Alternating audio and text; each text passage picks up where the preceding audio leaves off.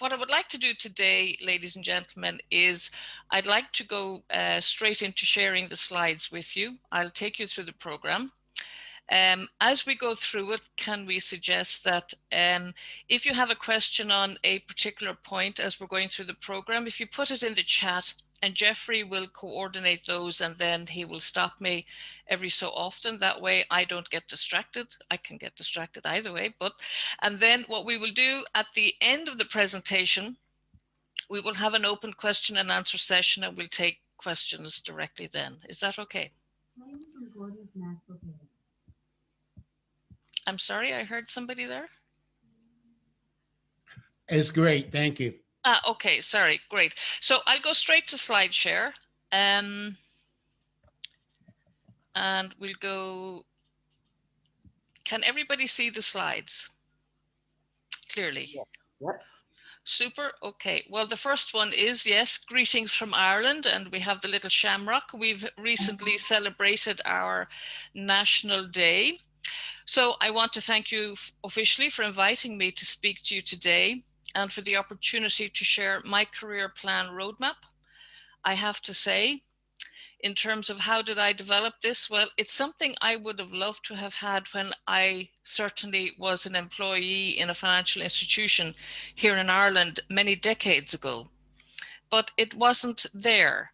However, as I progressed up the ranks, I'm a career banker, 18 years in Bank of Ireland Group, one of the leading banks in the country.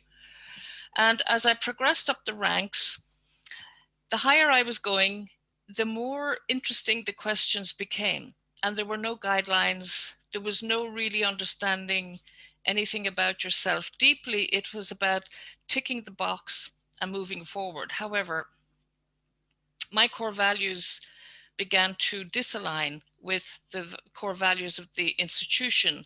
And so maybe like some of you, I had to make a decision to stay and become the kind of person they wanted me to become, or to be true to myself. So I chose the latter, a high-risk decision, but thankfully it worked out well. So 24 years ago, I left Bank of Ireland Group and set up my own company. And then I think I found myself, to be very honest, in a professional capacity.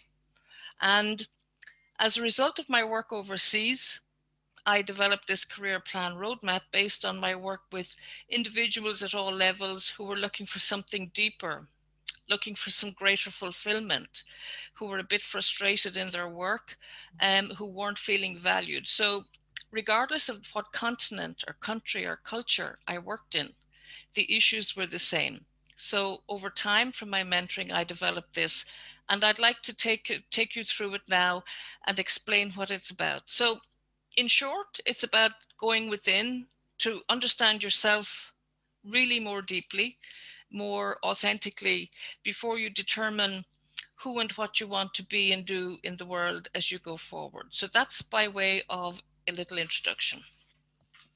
Today, it's all about you, and it's all about answering this question: who do you want to be in the world? Now, I know this is all about your career, and the question some people think when I mentor my clients, they go, do you mean what do I want to work at? And no, that's not the question. The single most important question to ask yourselves now is, who do you want to be in the world? Okay. And if you'd like to take a few minutes just for yourselves, you don't have to share it. Jot down what comes to mind now. Just write this down.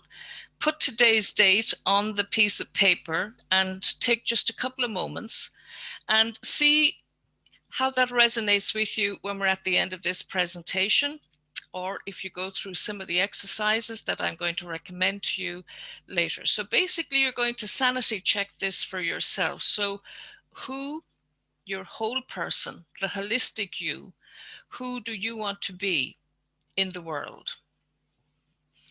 And the world is important. It's not what position do I want, or what job I want, or what title I'd like, or where I'd like to work. It's about you, the whole person.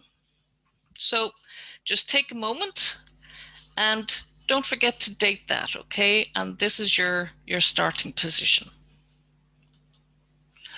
So as we go through our program today, we're going to look at the importance of answering that question for yourself. I've taken a lot of time to answer it, and I've had to review it time and again, because it is an evolving question, because we as human beings evolve. Therefore, who we want to be in the world will also evolve. It's about looking at how to find your real self again, because that is the foundation on which you build your ultimate dream. And all I'll say about your dream is please dream big. Okay, we're very good at dreaming small. Dream big. You spend as much time and energy on a big dream as you do on a small dream. So make that dream really like something. Go back to your childhood and think about the dreams you had then. And they were always big and beautiful and absolutely super. Go back there again. Understand, importantly, your own why. Why this career? Is it the one you're in now or the one you're looking at? Why now and why not? Okay, big dream, why not? Normally people go big dream, oh, I can't do that. But I want you to go, why can't you do it? Okay. And then towards the end of the presentation, we will look at putting your career plan roadmap in place, because that will guide you from your current reality to your future potential. Okay. And this will act as your benchmark. So are we comfortable for the moment? I'll take that as a yes. So your career plan roadmap, it's all about your time and how you spend your time really. So here are the 5 steps, and we'll go through these in more detail. The first one is, and this is something I very rarely did when I was in that institution, but I've done a lot of it now, and it is assess yourself. Okay. The second step, what would you really love to work at? Third step, why do you want this dream job? The fourth part is, what are your options? And then the final step is develop your career plan. Okay, and we will go through these in stages. Now, this roadmap has taken many forms over the years, but this is the most refined and the most, I would say, productive version for my clients. Okay. So the first step is assess yourself. And the importance of this is looking at who you are and understanding who you are from your perspective, not having other people assess you and give you their interpretation of how they see you. It really, really is vital that you get to see and understand and know yourself deeply. Okay. So my first question to you is, in terms of perception, what do you see in this picture? Can anybody tell me, or put it in the chat?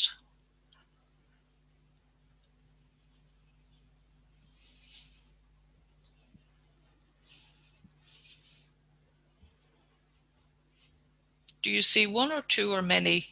Oh, I can't see the chat, sorry. So I let that go to Jeffrey.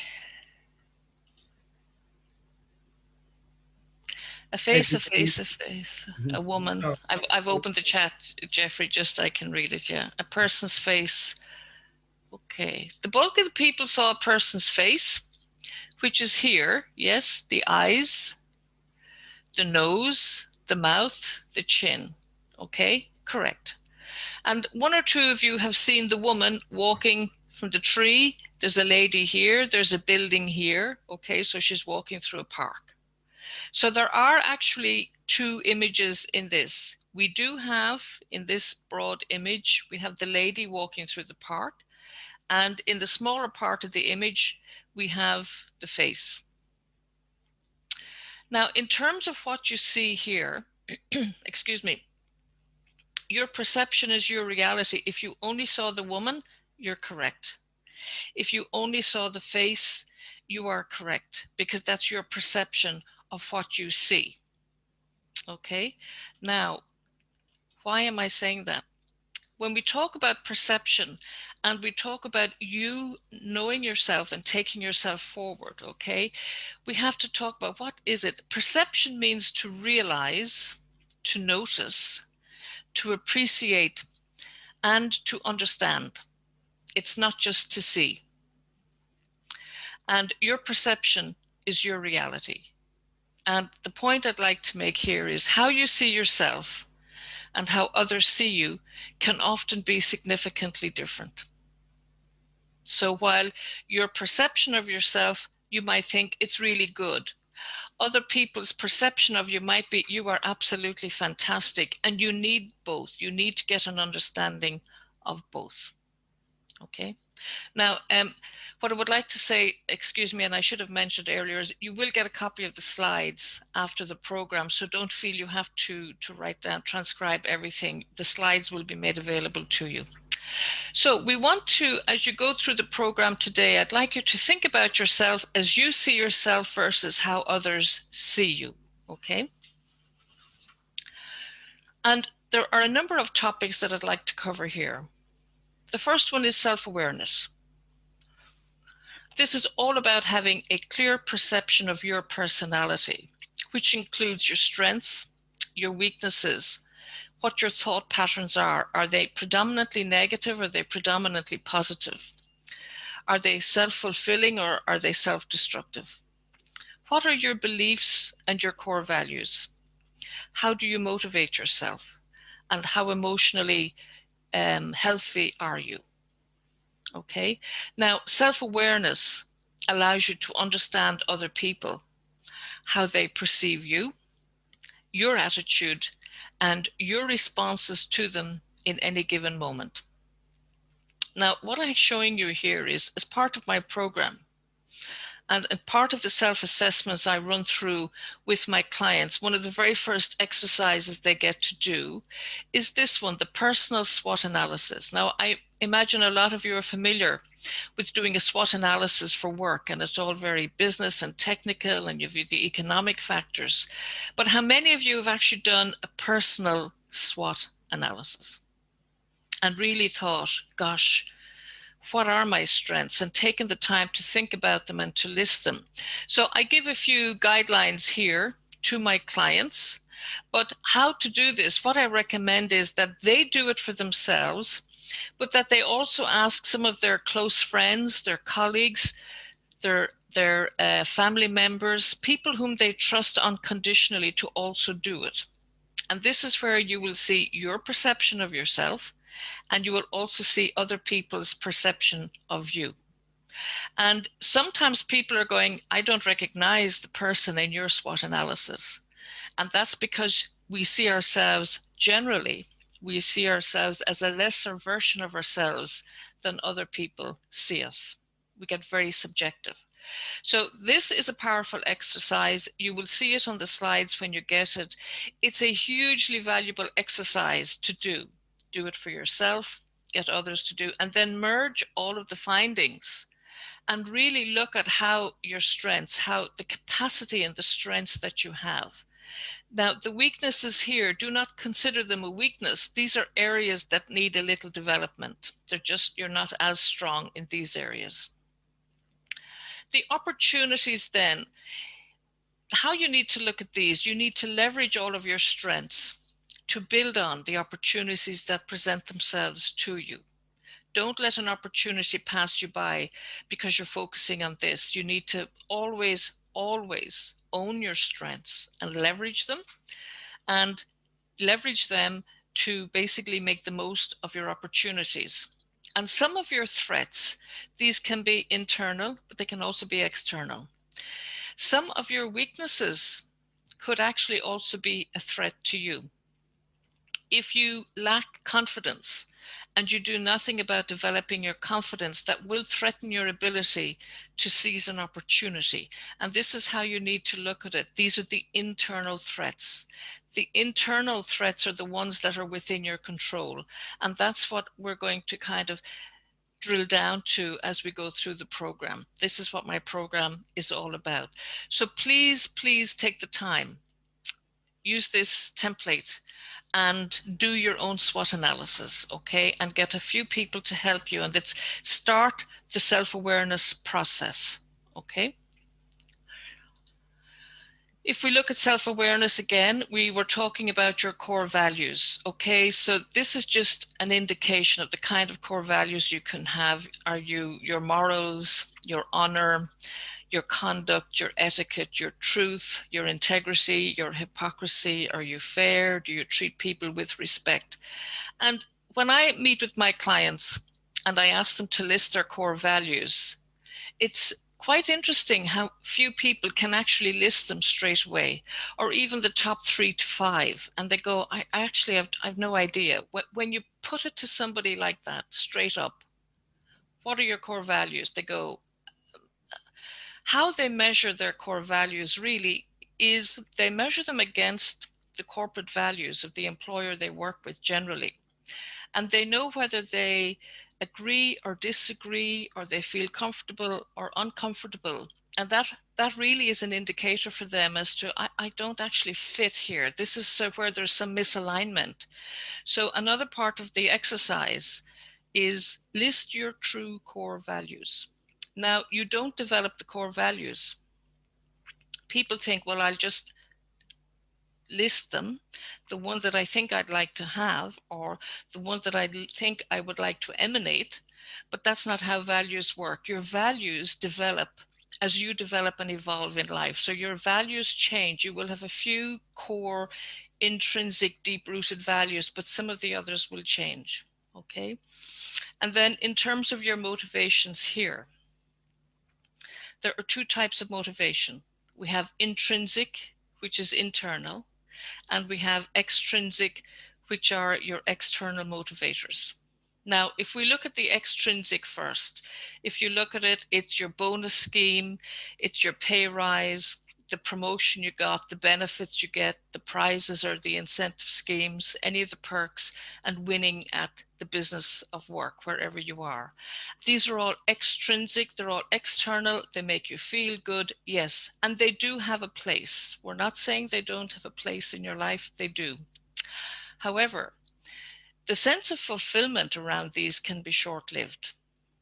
The intrinsic motivators are actually the ones that will bring you that sense of fulfillment. These are the ones that speak to your core, to the essence of who you are.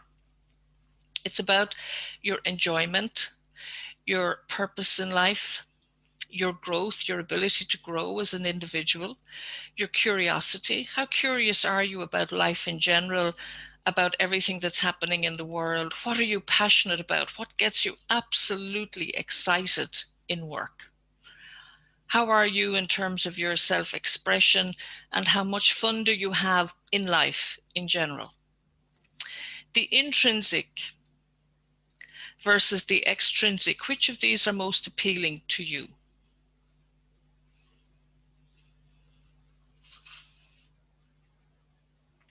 If you want to put it in the chat, it'd be worth just having a look. I can say something. How about winning? Win the deal on sales. Winning on sales is great, but is that your target or your boss's target? Both. Both. Okay, great. And as I say, Kelly, the winning is important, but is it everlasting? You might have a slump in your sales. You might have a bad season. What do you fall back on? It's these you fall back on. Oh, there's no question about that. But yeah. What I'm trying to talk about here, Kelly, is the balance between both. I'm not saying it's one or the other. I'm saying we need both. Okay. And what I've noticed in a lot of the clients who run through this program with me, an awful lot of them are focused on this. And when we have the discussion around this is where the difficulty lies. And then when we do more work on this, these are put into context. Well, here, let me jump in real quick. You need to have the first stuff on the left first before you get the stuff on the right. Completely. But some people move to this. So if you're looking at your job, yes, well, I won't say right or wrong. I'll just say different. People have different drivers. Yeah. Quite a lot of people in the professional world are driven by the extrinsic motivators. But there is a big move to become more driven by the intrinsic. These are the ones that are more sustainable and actually come from the essence. Now, the ideal is to have these, then you will find these, but they will be very different to what you thought. We need a balance of both. Yes, Jeffrey? Yeah, we have about 12 or so responses. Okay. And it's about equal, as in both and intrinsic. And one of our participants said intrinsic, but do so enjoy some of the benefits of the extrinsic. Absolutely. It's important. It's a bit like somebody saying, well, if I'm intrinsically motivated, I don't really like money. No, not at all. Money, like everything, is energy. It's how you use it. So absolutely, you can enjoy these. They're there for everybody. It makes life good. Mhm. The point I'm trying to make is do not be driven purely by the extrinsic. Okay. They can be short-lived. Charlie, there's a question going back to a previous part of your talk, and that is, uh, what do you recommend on best practices to build confidence?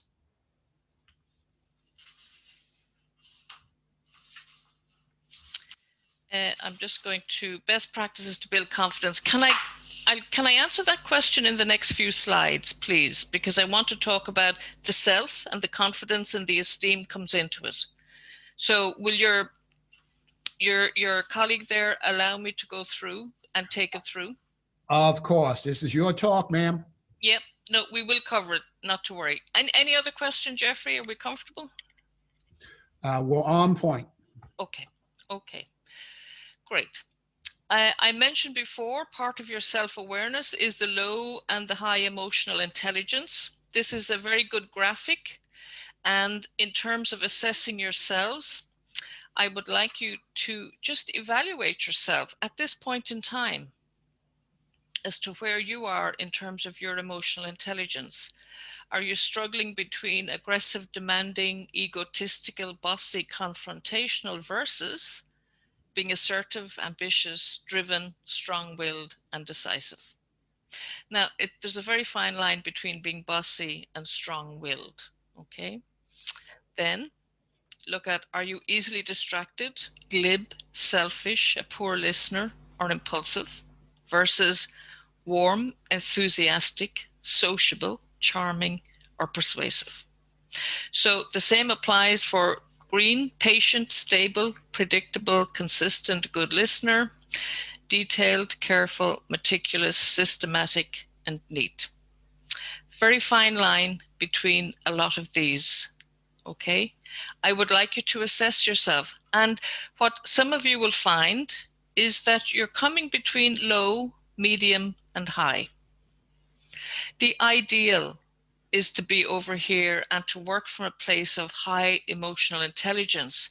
But that's not always possible. If you look at the last 12 to 14 months, if you look at the impact of the pandemic on everybody worldwide, an awful lot of people, by virtue of circumstances, have fallen in here and are trying to move themselves across. Okay? So, as of today, assess yourself, see where you are, and use this to set a goal for you to move across, to move over towards this. Okay? And then I want you to think about your self-image. And self-image is how you see yourself physically, or it's your opinion emotionally, your opinion of who and what you are. Now, here we have a kitten looking in a mirror and they think they're a lion, okay? But you can have the alternate. You can have a lion or a very strong person looking in a mirror and thinking they're a bit of a kitten or a pushover. You need to know which side of the mirror you're on, okay? So what do you think you look like? How you see your personality? What kind of person do you think you are? What you believe others think of you? How much you like yourself or you think others like you? And the status you feel you have, okay? Again, try and answer these questions for yourself as of today. And think about a few months ago, would they have been different? In a few months or a few years' time, do you want them to be different again? This is all part of your assessment. Now, bear in mind when we're engaging in these kind of exercises, they can be quite difficult, okay? Because we tend to be very subjective and we tend to play down our abilities. And if we're suffering any kind of trauma or upset in our life, we don't really see the good. And sometimes that's when you need others to reflect back to you some of the strengths and the characteristics that you have, the real you that has gotten lost in the fog or the circumstance. So are we comfortable with this? Now, when you look at, we go back to your emotional intelligence, your values, your motivators, and when you know and understand your strengths and your weaknesses. So Jeffrey, I'm coming back to the person who asked about the self-confidence. What I would like you to think about is the difference between self-confidence and self-esteem.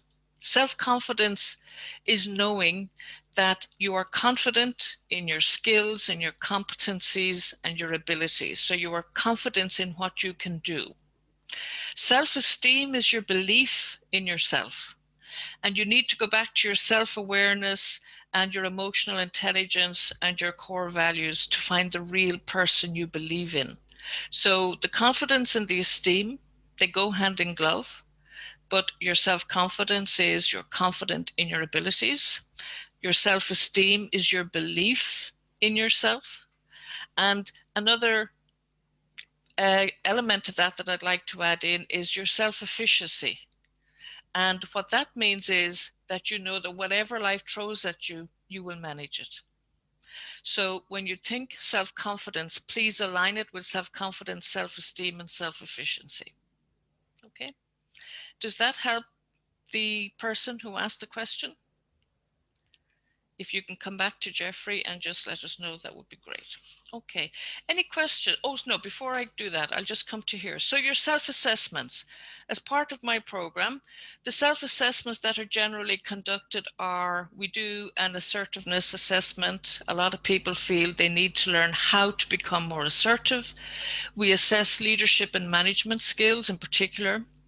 We do a lot of work on building and maintaining presence. This has come into being significantly since everybody has had to do an awful lot more work on Zoom.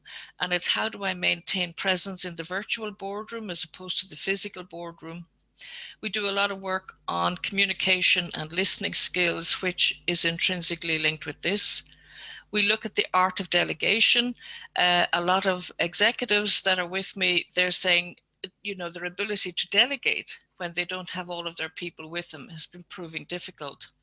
And then a lot of people, of my clients in management and leadership skills, they actually ask, how can they develop their coaching skills so that rather than mentor or manage or lead their people, that they can coach them to find the solution to a problem and work themselves. So these are the key assessments that we do. They're guided. I review them and I discuss the outcomes with my clients, and they form the basis of the career planning and potential mentoring going forward. But what we have found, particularly in the last 12 months, 12 to 18 months actually, that most of the initial self-assessments change after the review and the discussion. Because some people will answer a question initially at a point in time. When they come back with me then for a mentoring session, I discuss it and say, and why would you think this? And then they go, because this, well, maybe this, and then they begin to doubt themselves. So as part of the career planning program, they actually drill down on their self-assessments and they get a clearer picture. And all of these, plus the SWOT analysis, they actually cross-reference. We cross-reference everything so that what you have in your SWOT analysis and what you show up here, that they are actually aligned. And that forms the foundation for building the career plan. Charlie, we have a comment here. Yes. They state, I find that preparation really helps to increase confidence. Preparation. Yes. Yes, absolutely, because you're dealing with your skills and your competencies. So it's about building your skill set, but it's about knowing when you are at the top of your game or not, or if you need to. So if we look at your self-confidence, and if we go back to maybe doing a SWOT analysis, the preparation that you might do there is your strengths, very little preparation. But if you're looking at your weaknesses or opportunities, absolutely, preparation is key. Okay. But you can do all the preparation in the world, and you can go into a job interview, and if your self-esteem is low, then you may not deliver a very good, may not actually have a very good interview, because your belief in yourself is not going to shine through in how you discuss yourself. So you need to work on both. They go hand in glove. Okay. And then, as part of your assessment, you need to look back to drive forward. Now, what do we mean by this? You need to go back and look at your success stories in life. And what we do at this stage of the process is we look at from the time you were maybe school going age, primary school up into secondary school, when you go to college, when you start work, as you progress through your career, and in your current situation. We get you to list the key moments that come to your mind when you felt fantastic. What did you do? Who did you help or support? How did they benefit from your input? What did you do to help them? And the most important part of this is, how did it make you feel? And if we all think back on our past successes, we think about how we felt at the time. And by doing this exercise, what we're looking for trends in your lifetime to date, business and personal. What are the trends? Is it when you naturally had and found you had leadership and coaching skills, or when you did the public debating, or when you were part of a team rather than working on your own? And when you find those trends and you think, they're the feelings I want to feel again, it helps you to go back to look forward. Mhm. Charley, could you, yes. I'm sorry to cut you off. No problem. Okay. Could you please explain self-efficiency again? Self-efficiency is knowing that whatever impacts on your life, good or bad, predominantly bad, derails it in some way, that you actually know that you have the ability to deal with it, that you don't crumble underneath it. Okay. And that you know that whatever happens, you're going to find the way and the means to go forward. Then you align that with your self-esteem, which is your belief in yourself, which helps you to remain or to become even more self-confident. So strengths, self-confidence, prepare, build up your weaknesses. But self-efficiency is knowing that whatever comes at you, you will know what to do. You will handle it, that you don't crumble. Okay. It's highly, strongly linked with resilience. Okay. How does your program differ for the personality assessments we're subjected to in the search of our next opportunities? I'm sorry, Jeffrey, can you just say that again? How does my program differ? How does your program differ for the personality assessments that we are sometimes subjected to in search of our next opportunities? Okay, they basically are determined by the individual themselves. Some of my clients, some clients are quite assertive, but they could be in a management role and they want to go to a leadership role. They don't believe there's a lack of, there's self-doubt. They say, oh my God, I couldn't possibly apply for this. They believe I'm too junior or too new in an organization. So all of the assessments are quite different. So if we look at these, the communications and listening skills, I have people who have come to me because their employers have sent them to me, because the people themselves, and I'm not saying this is the only case, but some companies have sent the people in their IT departments to me to improve their communication and listening skills, simply because there's a bit of a gap between their ability to listen to their business colleagues explaining the needs of the business. Their head is in, well, the technology can do this. And they're putting the technology before the business case or the people case. And it's a matter of working with them to sharpen their listening skills before they come in with their response. So it's literally case by case, Jeffrey. When I start out with people, I do the generic SWOT analysis and assertiveness up front.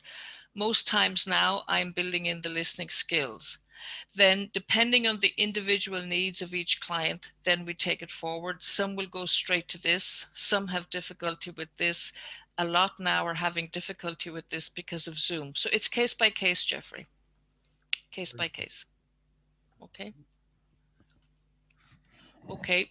This is a wonderful exercise. All of the exercises and the assessments here, there are templates, they're guided, and then the person has a better understanding of who and where they are at this point in time and what they need to develop.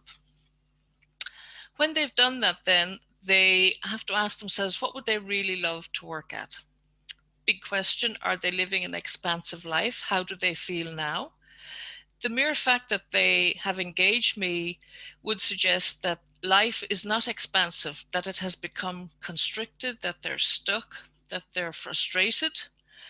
They don't feel truly alive and fulfilled in their work. And we discussed this question, is work a means to an end? Is it something they love doing or something they just do? Does it fill the day? Is it a monotonous routine, or is it a time of creativity, inspiration, a feeling of belonging, or a feeling of contributing? And this is different for everybody else. And the bottom line is most of the clients are saying, I don't feel fulfilled. There has to be something more to life. I don't know what it is. How on earth am I going to find it? And so we have to go back to go forward. Some of the other questions in this that I raise is, what company culture would you love to experience? So do they want to be empowered and feel empowered in the organization they work in? Do they want to have the opportunity to be innovative? Is their organization customer-centric? Is there leadership excellence?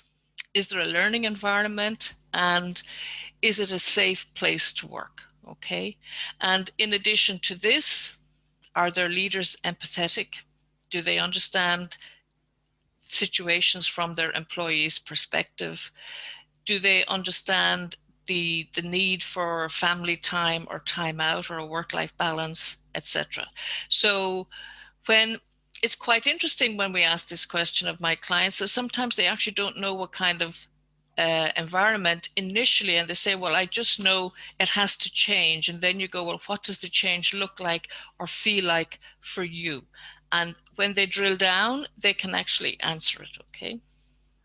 And then, Jeffrey, do you have another question? Sorry.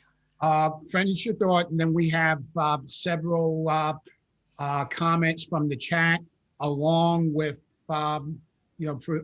participants who'd like to ask you a question directly. Okay. Okay. Please do. So I'll tell you what, why don't we start with the questions directly from our participants. I think, Pam, you had your hand up. I'm sorry, that was my mistake. Okay. Kelly, go ahead. Yeah, excellent presentation, Charlie. And the biggest thing I've probably got ADHD, or my mind's all over the place. How do you do? Because sometimes center and be a good listener. You got your emails, your phones, all those other distractions. How do you focus sometimes and be a good listener when you get a ping here, you get a ping there, you got social media and all that stuff? That's probably my biggest challenge, is I'm all over the place sometimes. Okay, thanks, Kelly. The guidance that I give when I'm doing that is that you need to manage the interruptions to your day. Okay, it's all about time management, and it's about managing your working day particularly if you're aware of the continuous distractions. Now, what I recommend, I have an ebook on my website. You can access it later. It's the Top Time Thieves, okay? And there is an exercise there where you monitor how much time you spend every day interrupting yourself to answer your social media, to respond to an email immediately.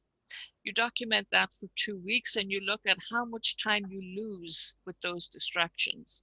And the purpose of that exercise then is to help you schedule your diary, your work diary, so that you set a certain amount of time, 3 or 4 times a day, and you look at all your emails then. But you turn off the email alert, turn off all of the alerts. If you feel you're being continuously distracted, you turn off the alerts and you decide when you're going to look at social media, email, go online, or whatever you have to do. You also need to develop time to actually not be interrupted. This is called red time. And you set time for yourself and say, for the next 2 hours, I'm not going to look at anything. I'm going to devote my time to this project or this report or this plan. So it's a matter of changing your mindset, Kelly, in terms of managing those distractions. I think it's the same for everybody, whether it's the email, the mobile phone.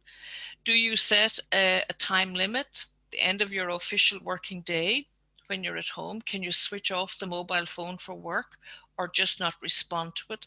So it's a big mindset change now when people are working from home, as opposed to, it's easier when you can leave the office. So it really is. So Kelly, if you can't find the ebook on my website, I'll give you those details at the end of the session. If you would like me to send it to Jeffrey, maybe Jeffrey, I will do that anyway, and you can share it with everybody. I'll take a note. Will do. And there's a few other guidelines there on managing your use of time. So hopefully, Kelly, that will help you. But it's about managing lost time is the part of that ebook I think will help you. Yeah, no, I think I hate to speak for other people, but for me, that's a big thing. And I know a lot of other people, they're distracted with all these little different things, and your mind goes all over the place. And then sometimes you say, the heck with it, but I try not to. Yeah, but the work culture has become kind of one of instant gratification. Everything has to be answered immediately. And we need to rethink and reset that.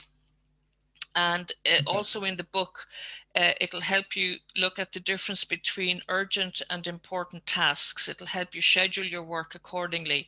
So if you just do a reset, Kelly, hopefully it will help you. Then you'll be able to listen with your mind as opposed to your ears to the conversations. Gotcha.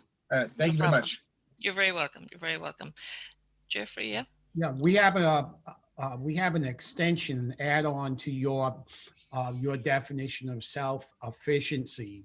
Great. And the participant states that self-efficiency is to trust in my willingness to take action in the absence of knowing all the answers. And in parentheses, they state that's when the universe fully collaborates with the self. Absolutely. That you believe that you're actually going to manage it, whatever the outcome, that you will find a solution to the problem. And once you put out that positive intent to the universe, the results will come through. But the first thing is, the efficiency is knowing that you will manage it, rather than saying, I have no idea how to do this. You set yourself back. So they're absolutely correct, and thank them for their addition, their extension. Great. Any other questions, or Jeffrey, or? Bonita, if you'd like, you can make your comment directly to our audience, and Charlie. Sure. Good morning, everyone.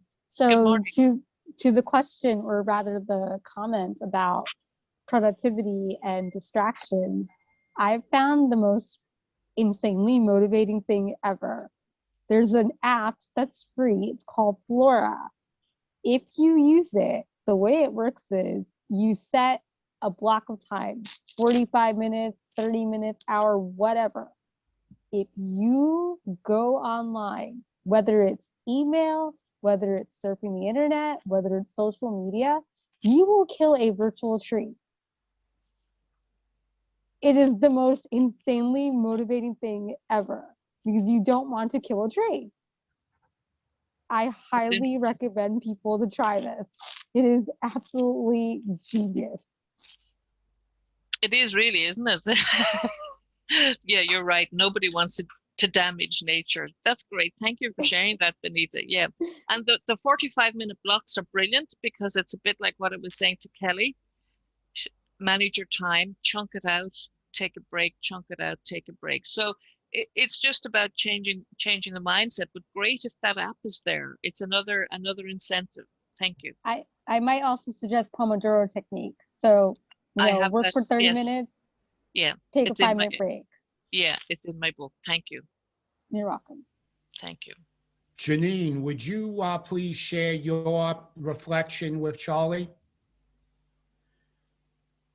Yes, I'd be happy to. And hey, Charley, I'm really enjoying your presentation. Great, thank you. And the self-efficiency, I just wanted to share, there's an excellent book that he talks about a similar process. It's called Dare to Trust by David Rico. And he mentions how we trust ourselves, we put trust in friends, we put trust in our community, but putting trust in the universe that it will all work out really reminded me of your excellent self-efficiency concept. So thanks for sharing that. And not just at all. let Thank people you. know about the book. No, thank you. Great book. It's certainly written down here. It's one I must read. Thank you, Janine. Okay. Are we comfortable? We good to continue, Jeffrey? We're on point. You're doing a great job. We're on point. Okay, so company culture. The other question you need to ask when you're thinking about a future career, what are your expectations of your work? When people are preparing for interview, and I do work with them in preparing them, it's all about what they expect of you, the candidate. And you need to turn that question around and you need to ask yourself, what are my expectations of my employer and the work I'm going to do? How will it make you happy? The happier you are, the more engaged you will be. So is this how you want to feel in work or this? So is there something missing in terms of understanding or technology or systems? Do you want to feel like you can go out and dance in the rain? How many of you feel caged, somewhat caged? Do you want to feel a little bit of freedom here? Would you like to be part of a very happy, buoyant, dynamic team? Do you want to feel happy that your work enables you to go off and, fly to the moon, do something extraordinary? And really what we'd like to think about here is that you need to consider eliminating everything that doesn't help you evolve. So when you think about your expectations of your career, your work, your job, whatever, just think about, if this is not helping me evolve, why am I doing it? The whole purpose of our career and our work is to evolve. So these will just prompt you, okay? And then a really big question. This comes back to the initial question, who do you want to be in the world? In other words, what legacy do you want to leave in the world? Now, the legacy is not what's left tomorrow when you're gone. It's what you give, create, impact, and contribute today while you're here that then lives on when you're gone. So these are the questions for you in terms of your legacy. If you haven't thought about it, okay, what stamp are you putting on the future, not your future, but the future for other generations? How will they benefit from you being here now? It's not about the here and now, it's about when you're gone. How do you want your life to have actually mattered to your family, to your immediate family, to your family, your friends and your colleagues, but also to the world? So you're part of the bigger picture of the world. And what is the meaning and purpose of your life?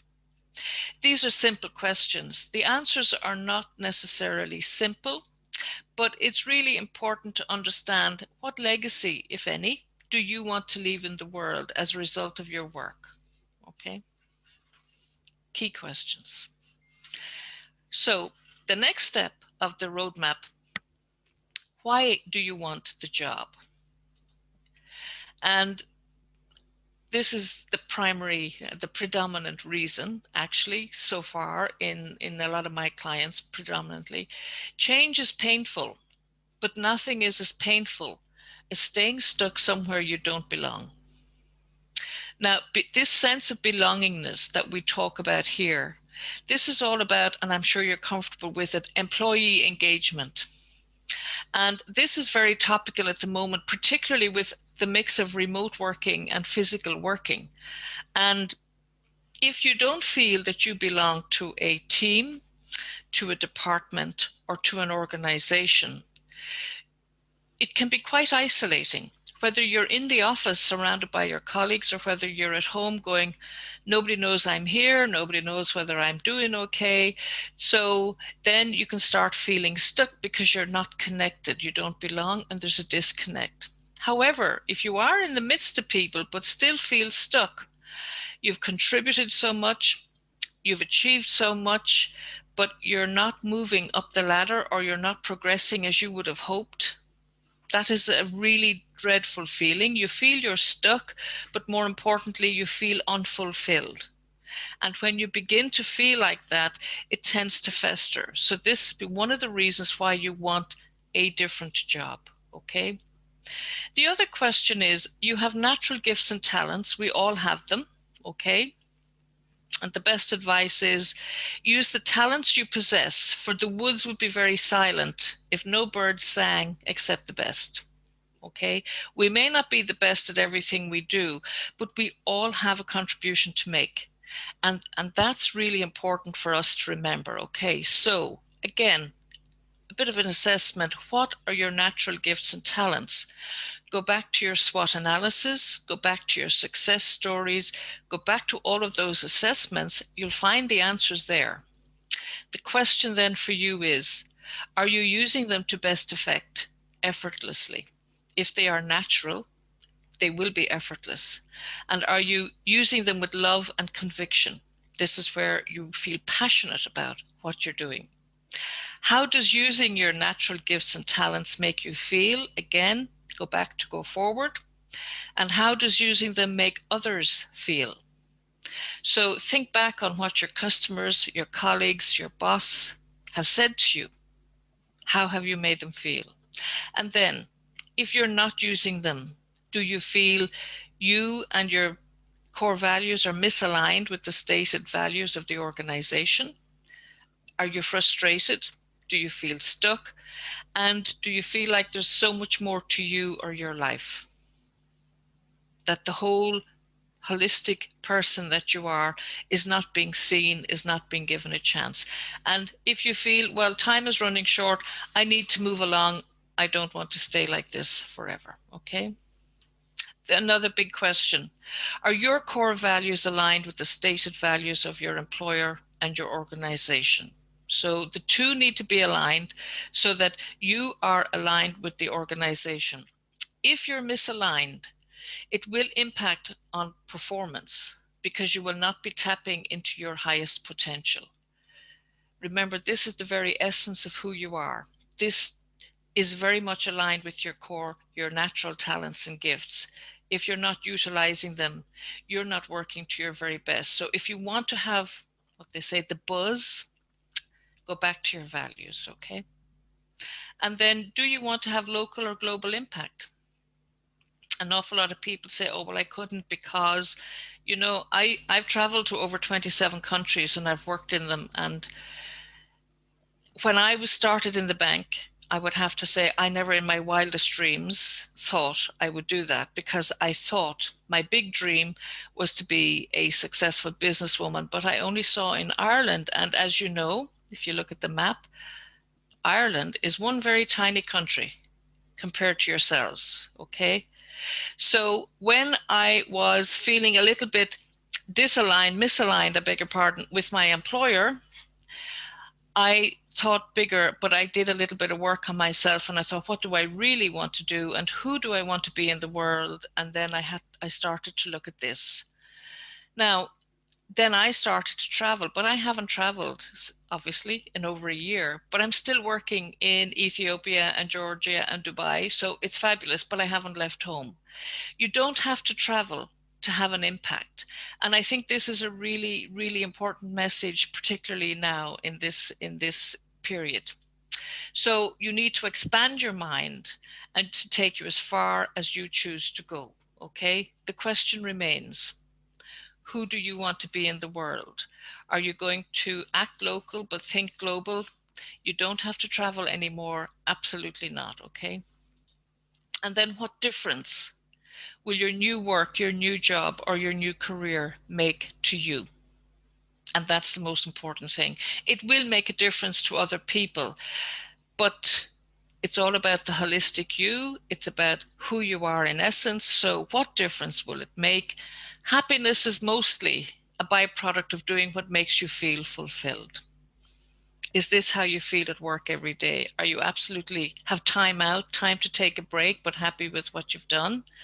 And as this saying goes, a fulfilling life is different to each person. You have to acknowledge your dreams and not just wait for life to happen and opportunities to come knocking at your door. Don't wait for somebody or something else to make life good for you. So this is all about stand up and basically wrap your arms around your life and go make it something exceptional. Okay? Are we all okay so far before we head into our final steps? Okay, step 4. Once you've gotten to this extent, why you want it, who you are, what your strengths are, you've built the foundations, then the next question is, what are your options? Okay. So do you want a new employer?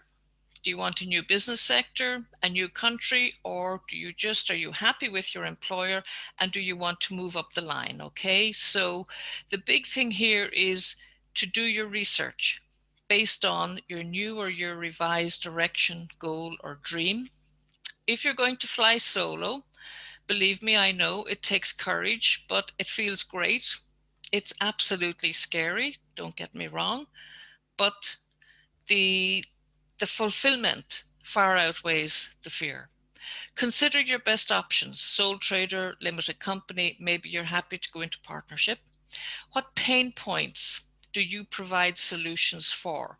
So when you're selling your services and when you're promoting yourself, don't give anybody a summary of your CV. They don't want to know that. They want to know what you can do for them. Therefore, in terms of your offering, identify your customer or your target customer pain points and tell them how you can solve that for them. This is absolutely critical.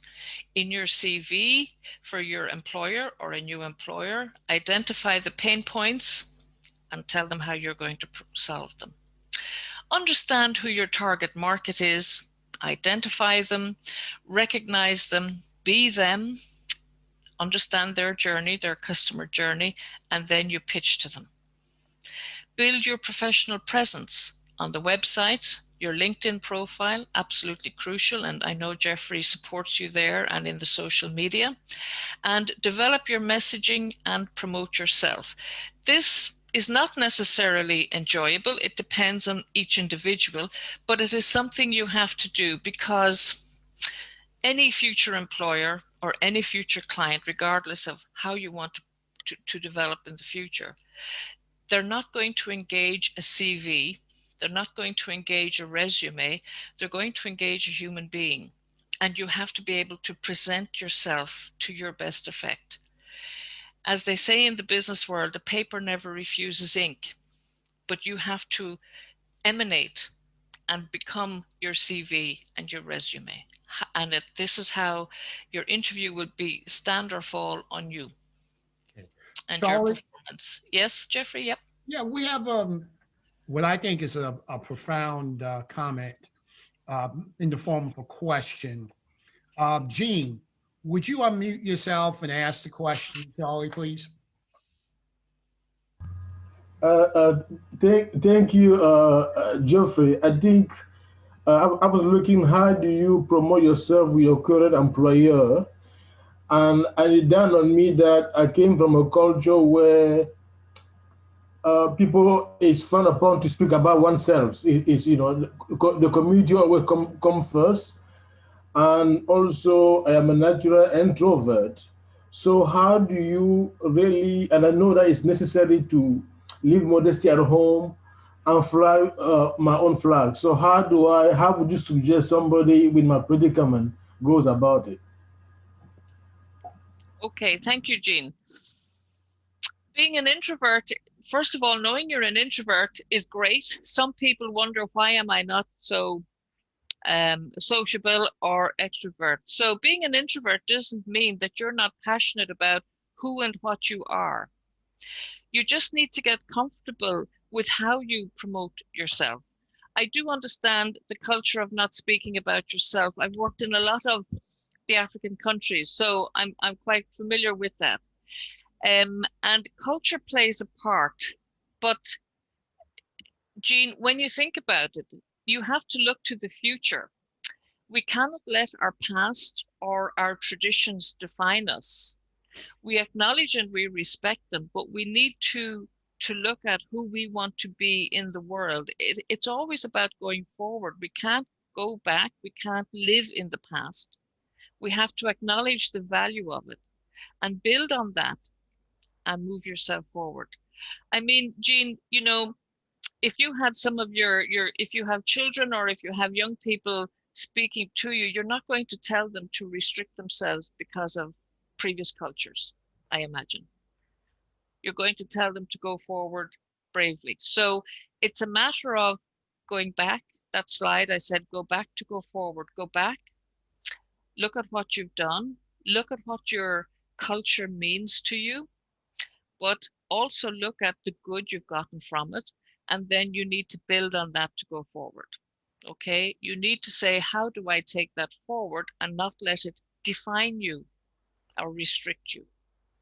So you have to put it into balance, Jean, and then look at the bigger picture of yourself.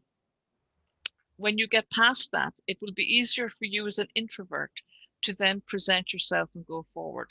So a little bit of mentoring or coaching will help you develop your communication skills and your self-promotion. And I'm going to do a little bit about branding here at the end as well, and that might help you.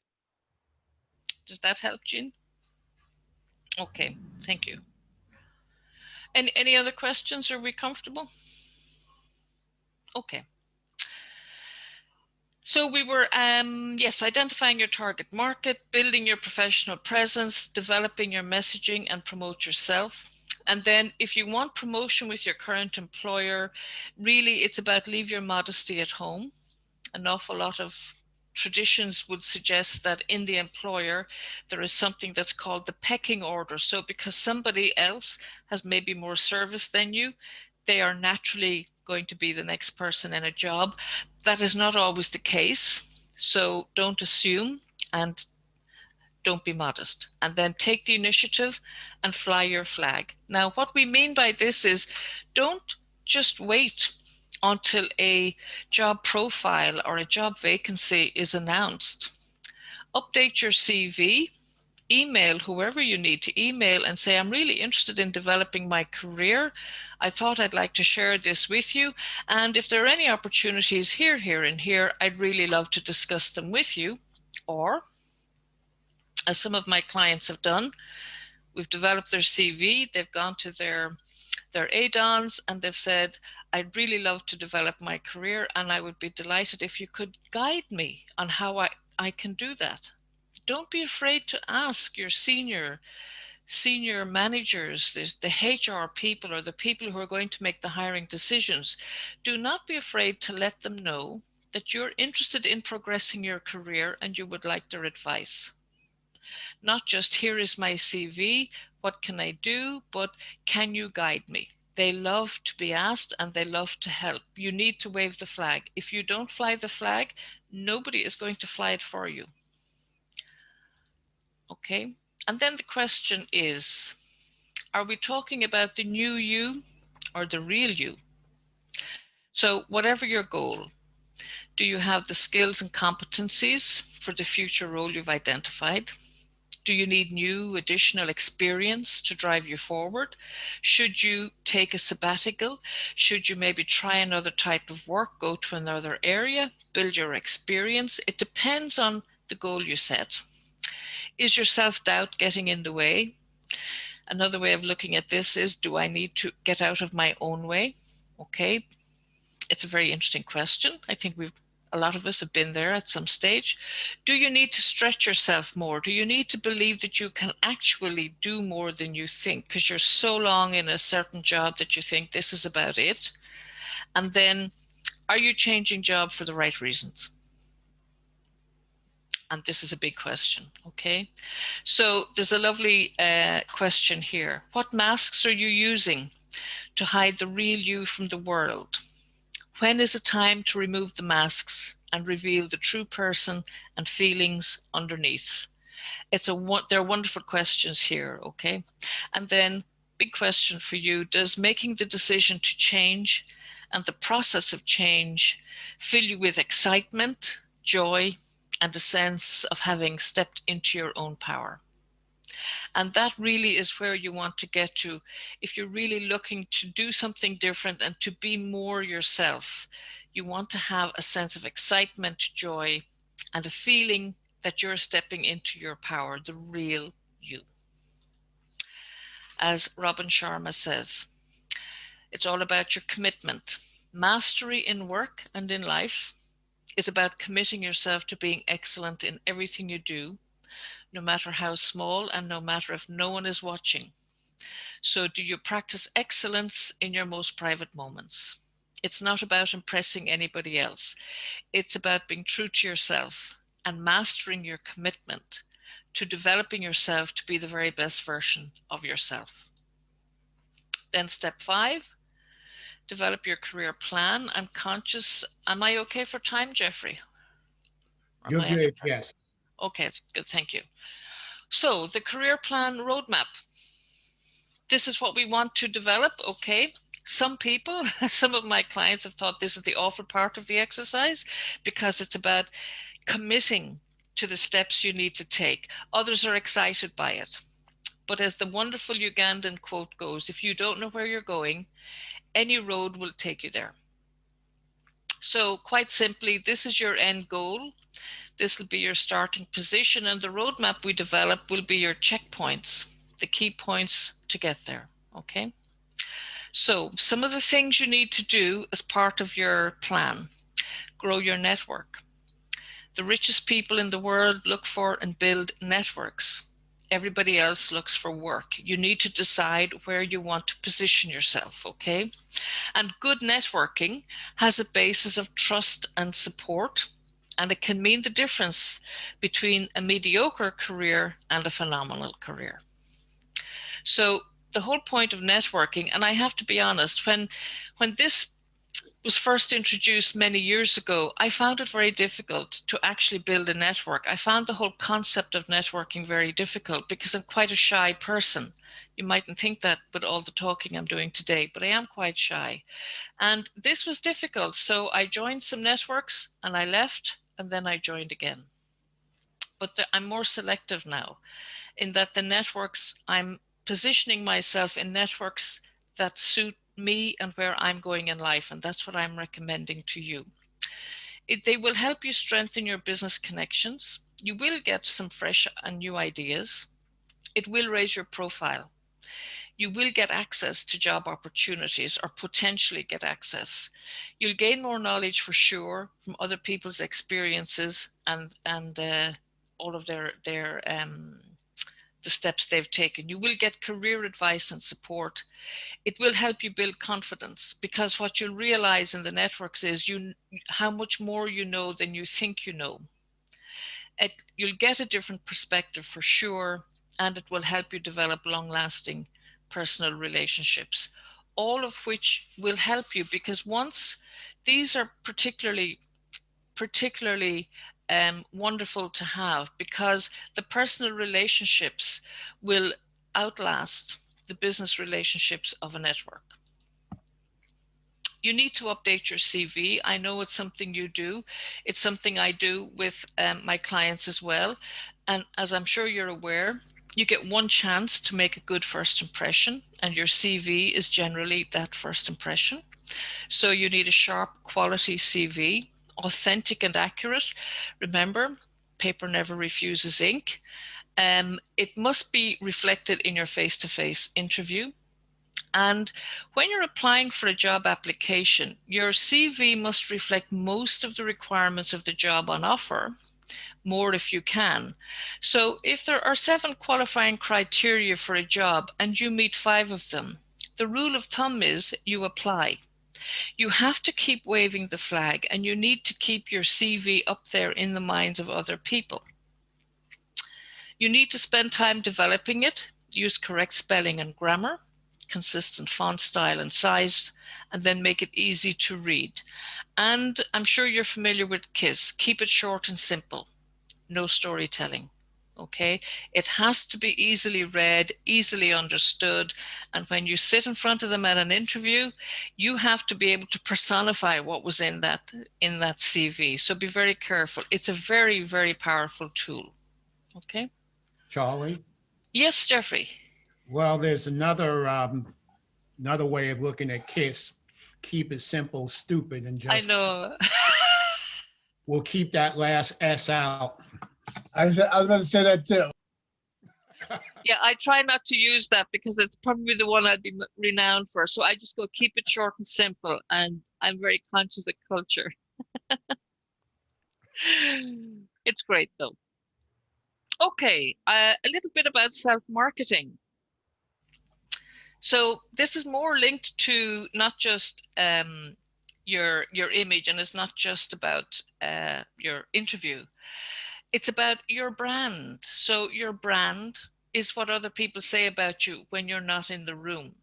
And that's very important to learn. Most people think, oh no, when you think brand, you think Coca-Cola or you think Nike, but every one of us is a brand, whether we realize it or not, and whether we develop it or not. Sorry. So your brand helps you, and self-marketing helps you to improve your image and your reputation.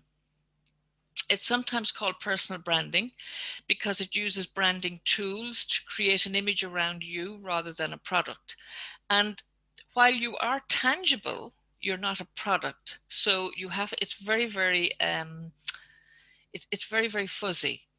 Self-marketing gives you more opportunities to communicate your values, your skills, your experience, your vision, not only to your employees as a role model, but to potential employers. So your brand is important in every part of your work, okay?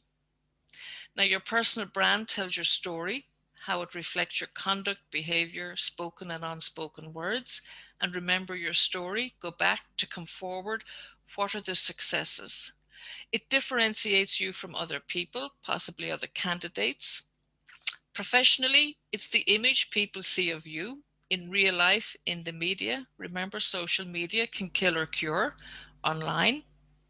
You can either ignore your personal brand and let it develop organically, possibly chaotically, beyond your control, or you can develop your personal brand to depict you as the person you want to be. So who do you want to be in the world? This is how you brand yourself. And in the pre-internet days, personal branding was really just a business card. In today's highly public world, where every little action is discussed at length on social media, we're all far less anonymous. So I'm sure you're more than aware of that. So when we think of branding, these are your business cards, Facebook, Twitter, LinkedIn. These are the critical branding platforms. Now, this I find very interesting if you look at this cartoon. So unemployable due to stupid personal stuff I put on my Facebook page. The lady says, yes, me too. And this gentleman says, for me, it was an embarrassing YouTube video. This is the kind of personal brand you don't want. You could have been at a party. Somebody might have seen you dancing on the table, and that's what's on social media. That is the brand that your employer or potential employer will see. And it's important to note that when you apply for a job, your potential employer, they will screen the social media channels. And that's part of their screening process for whether or not they even shortlist you for an interview. So what happens on social media is critical. So the personal branding, it really requires extensive self-reflection and introspection. Ultimately, you want to build a reputation as somebody who cares about the type of people that make up your potential and existing audience. You need to make sure you come across as being human with the same issues and problems as your target market. And because you have the same issues and the same experiences, you're therefore qualified to help them solve them. And try as we might, we can no longer ignore the importance of social media. So part of your personal branding should include having social media accounts on all social networks, wherever your audience spends their time. Okay, so I avoided this for the social media for a long time, but you know, that's where a lot of my clients, potential clients are now. So you have to go out, and I have to practice what I'm preaching to you today.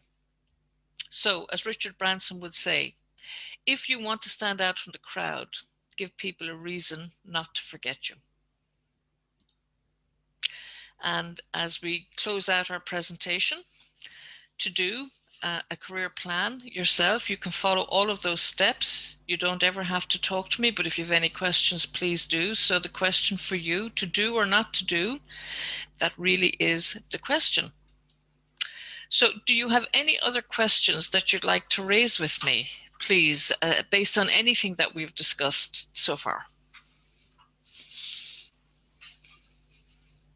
Now's the opportunity in the audience. If you unmute yourselves, you can talk directly to Charley.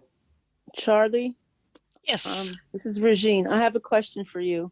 Yes, but Regine. first, I have to tell you, I appreciate your presentation. It has a lot of wonderful content. So lovely, thank you. I know you already know this, but it's really well thought out, and I'm sure you've had a lot of success. My question, it's just a tiny question, actually. Just going back to what you said.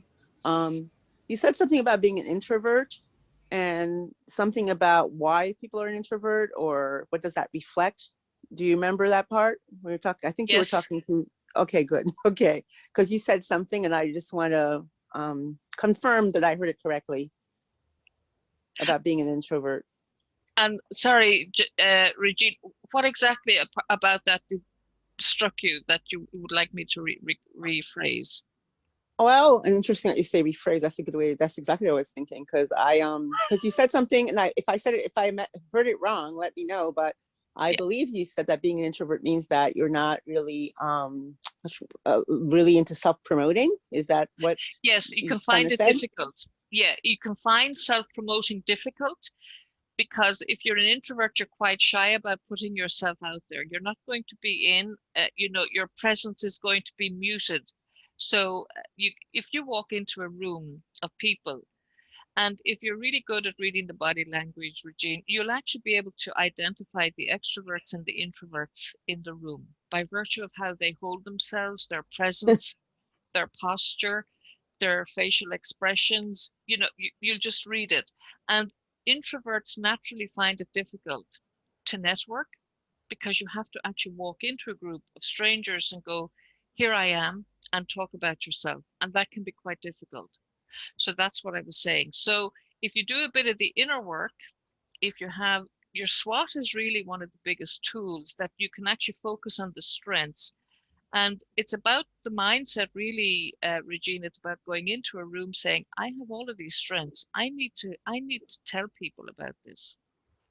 Not everybody is going to ask, and not everybody is going to know about you, and not everybody is going to inquire. So you have to put yourself out there, as difficult as it is. For an introvert, it is more difficult. An extrovert, if they walk into the room, their presence, you feel their presence immediately. It's just, they have a lovely, sociable, happy persona, and they're great when they walk into a room. And that's the difference. Does that help, Regine? I guess it does. I feel like nothing's ever nothing's ever black and white. So Agreed. I think are you an introvert or yourself? I believe I'm think? both.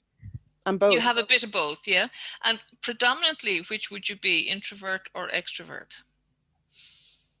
I think I'm really an extrovert, but then I don't believe that every introvert acts the same way. Not necessarily, no, I agree. But what I'm trying to say is that they suffer, not suffer is the wrong word. They have greater challenges in terms of really putting themselves out there.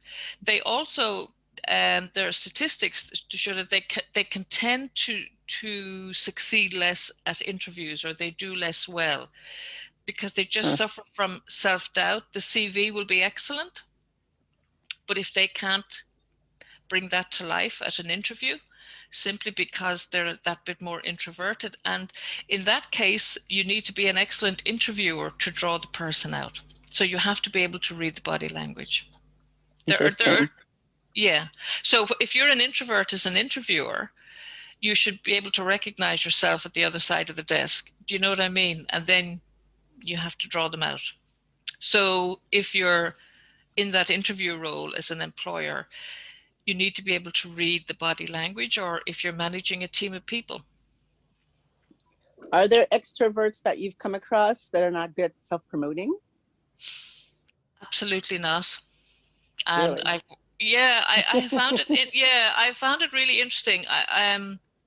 In all the countries I've worked at, they self-promote. Maybe I should rephrase that. They're good at talking about themselves. As to whether they're promoting themselves professionally, I think that would be the word I would use to differentiate. They do self-promote, but maybe not in the best way. Okay. And that could be being boisterous and being maybe a little over assertive or overconfident. That can be more damaging than maybe being that little bit more shy or more introvert. And it depends on the attitude and the body language. Wonderful. Okay. Now you've answered my question. Thank you. No problem. I'm glad I got there. Thank you. Thank you. I'll tell you what, 2 more questions and or comments. This is Judith, may I? Yes, Judith, hi, thank you. Hi, Charlie, great job. Thank you. I love the exercises and the way you framed your presentation. My question is about the price we pay for dreaming big. So one of my challenges, I'll use the kind of an analogy, okay? Just because I love to cook doesn't mean I want to open a restaurant. Yeah. Maybe I should be cooking for my friends, or I start a spices company, or I've been trying to figure out how I use my talents and my interests in a space that won't become overwhelming or too crazy too quickly. As somebody who's a workaholic or has been a past one, yeah. I have no interest in redoing the stuff I did and taking on the stresses and strains. And so I almost tuck myself out of opportunities because I'm afraid of what it may mean going forward. Any advice for someone like me? So I'm clear on my skills, but afraid of what the time drain and all the fullness of what I'm dreaming for myself. Thank you. Okay. So is it that you're afraid of the implications or the potential cost of dreaming big, Judith? Have I understood you correctly? So yeah, I think it's sometimes I just, I come up, I'm very good. I can easily dream big. That's not my problem. If anything, that's a curse. So I put myself out there, I dream big, I say I'm going to do it. And then I'm like, oh my God, why did I take this on? It is way too big. It is overwhelming me. And I don't want to work 18 hours a day. I don't want to have to be under pressure, so no amount of money will make it worth it to me. So I'm trying to figure out. Exactly. It's a balancing act for you. So when you dream big, and people can talk about, you can overdream. It's what does big mean for you? You have to define big for you. Some people, when you say dream big, they think maybe marginally, at a marginal level above where they are. But really what we mean by dream big is think way outside the box and then reframe it to what will work. You can't just go, I'm going to be the first woman, on Mars. it's a little unrealistic. It's a big dream. I've had plenty of those myself. And then you have to go pare it back. So you have to take where you are now, meet yourself where you are, dream big, go through that process, and then bring it down to what is realistic and what is feasible for you. So what does big look like for you at this stage in your life? It would have been very different maybe 10 or 15 years ago. So position it with where you are in life now, okay? And then what you don't want. And that's equally important to knowing what you do want.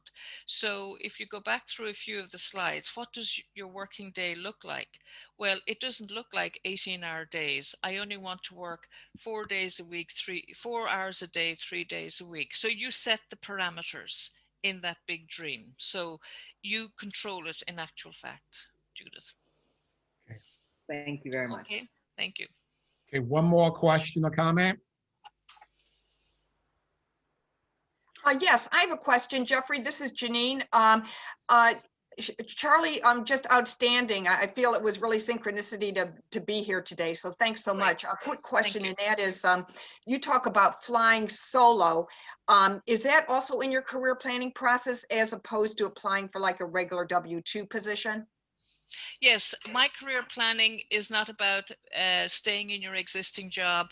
I have clients in all walks of life and all choosing to do very different things. So yes, a lot of my clients come to me because I flew solo. I left an institution and the safety and the pension and everything else, and I went out and worked for myself. So yes, flying solo, it's for absolutely everybody, whether you're in employment, you want to set up your own business, whether you want to run the two in tandem for a while. It's basically to help you determine, is this what you really want? Is this going to enable you and empower you to be the very best version of yourself? So yes, Janine, it's everybody, regardless of where you want to go or what you want to do. Thank you. You're very welcome. Thank you.